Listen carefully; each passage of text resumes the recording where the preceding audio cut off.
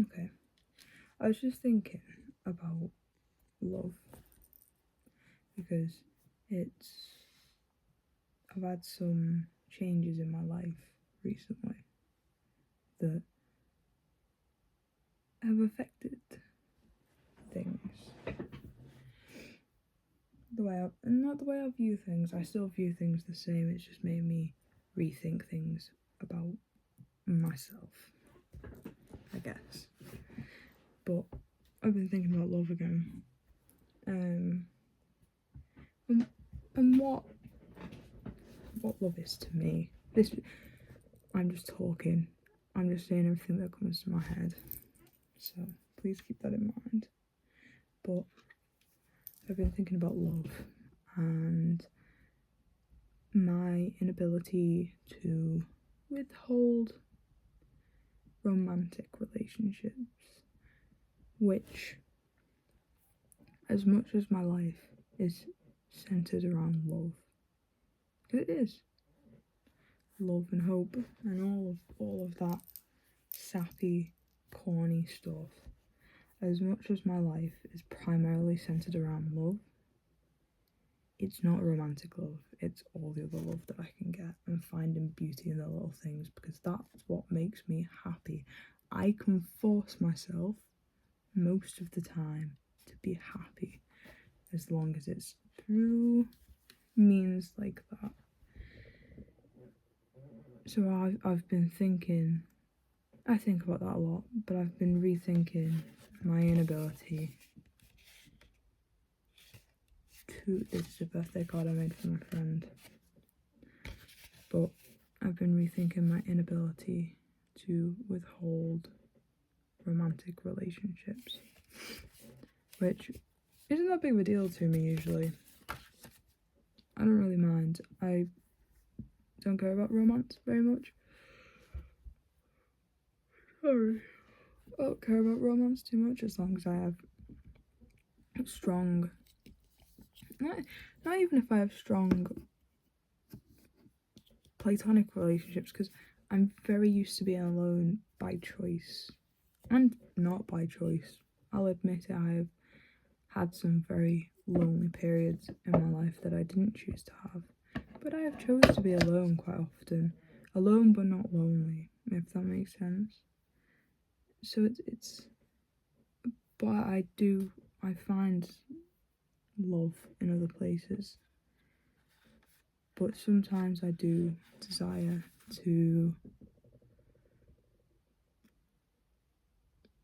have the ability to love romantically, like properly love romantically. And if I brought this up to someone, they'd probably turn around to me and go, "You're only 18. You're practically a child still. You don't need to rush into things." But just speaking to people, I can tell that I view things differently to them, like people my age.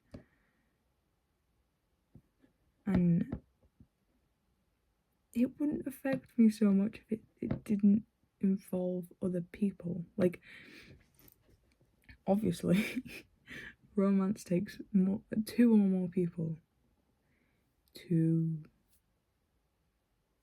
exist, I think. And if there wasn't a second person for it to affect, then I wouldn't have an issue with it. But basically, my issue lies when I develop romantic feelings for someone. First off, they're never normal. It's usually quite infatuated rather than just like regular romantic feelings. A little bit obsessive. I never act on it though. It just means they're in my head a lot, and it drives me insane. Like they're just up there, but I never act on it. I don't like look them up. I don't speak to them more unless like we're friends already. I don't do anything about it. They just remain in my head and drive me up the wall. But then I wake up a few days, a few weeks, maybe a month at most later, and it's all just gone. I just wake up, nothing. Which is where the issue lies with relationships as well. If I like someone and they like me back, and I somehow, at the turn of them liking me back, don't lose feelings, because if I haven't already, I usually lose them the second they're reciprocated. But if that somehow doesn't happen, and we end up together, we end up with the situation without the reciprocation in which we get together and I'm infatuated, and then a few days later, a few weeks later, maybe even a month or two later, I wake up and the feelings are just gone. But this time it affects another person. And if I were to string them along, or if I weren't to tell them, or even the fact that I'm able to just suddenly lose all feelings for someone I cared so much about, makes me a bad person. It makes me feel like a bad person because I don't want to hurt them. Because at this point in a relationship, if I have lost all feelings for them suddenly, which is awful, I still care about them. Always. I always still care about them. So I don't want them to get hurt. But at that point, my options are break up with them and they get hurt, or string them along and they get hurt and I also feel more awful. And I think it's in them situations that I feel the need to be selfish and just break it off. So because of that, since my last relationship back in July last year, which was an online one anyway, and he's lovely and we still talk again. But after that, I sat with myself and thought about things, and I thought, no, I'm going to ban myself.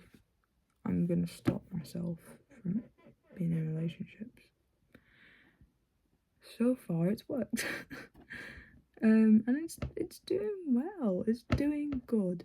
But in that time, I haven't liked anyone and no one's liked me until recently, which is my dilemma that has me thinking about relationships and love again. Which is a new dilemma. I'm not going to say too much because it will say too much about the other person. But it's a new experience that I've never had before. And first time for everything, I guess. But yeah, it's just when I do like people and they like me back and I don't lose the feelings immediately,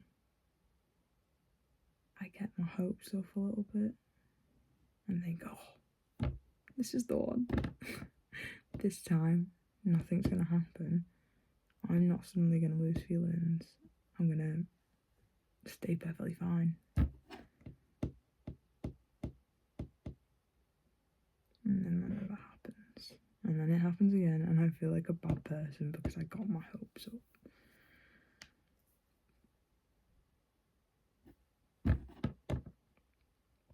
But, because one day, I do hope that there is a different one. It's not on the top of my bucket list. And if it doesn't happen, it doesn't happen. But it'd be nice. I think. I don't know. I think it'd be nice. And that's all that matters. Yeah. That's all.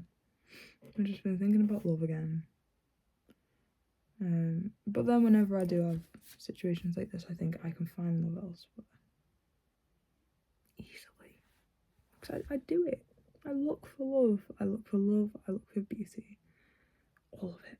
I search for it every single day. And I find it. I'm telling you, if you're not doing well, which it doesn't always help, but if you're not doing well, go out or stay in. You could probably do it in the house as well, but don't sit scrolling on your phone because the algorithm is tailored to whatever you interact with, and you will just get sadder.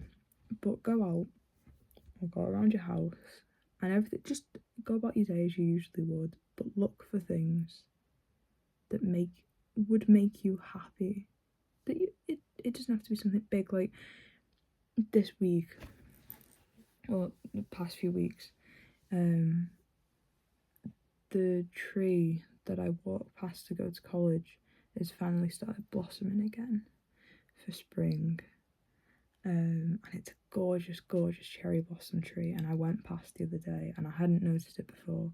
I went past the other day, and it was bright pink, and it had finally started blooming again, and it had all of its flowers. And I got so excited. I took so many photos. And then I went past again the other day, and it looked slightly whiter, which might have just been my eyes because the sky wasn't quite as blue and the sun wasn't quite as bright, so maybe it just looks like that when it's dull. But it was full of bees, and it was so gorgeous. It was just such a beautiful thing to see, and it made me happy. It made me genuinely happy to see, because even if I have got issues, I have stresses, really bad stresses with college and stuff mainly. It really does help to sit and look for beautiful things. Look for things that make you happy. Search for the beauty of it all. Because I'm not going to be the one to say that life's great. It's not. It's not. But we've got quite a physically beautiful place, and you can find it. Look for love, look for beauty, look for all of it. And that's what you need. You need to look for. You shouldn't have to look, but you do, and you should. Look for beauty, look for love, look for just anything that could make you happy, and then you'll be great. You'll be fantastic. That's all. I think I'm done now, and I'm probably gonna end up deleting this without posting it anyway when my storage is full.